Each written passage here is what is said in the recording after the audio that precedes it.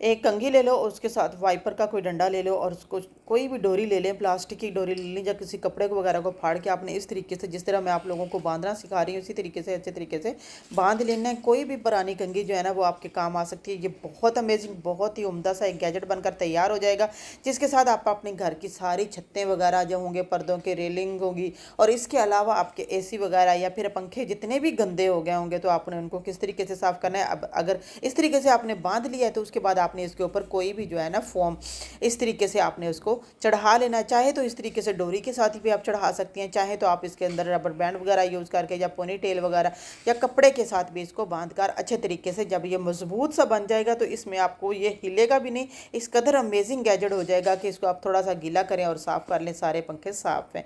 Hope आप लोगों को ये मेरी टिप्स एंड ट्रिक्स अच्छी लगी होगी। अच्छी लगी तो लाइक और शेयर ज़रूर कर दीजिएगा, चैनल को सब्सक्राइब कर दीजिएगा। इजाज़त दीजिए, अल्लाह हाफिज़, टेक केयर, बाय बाय। मज़ीद वीडियो देखने के लिए Simi kitchen hacks and blog का विज़िट करें।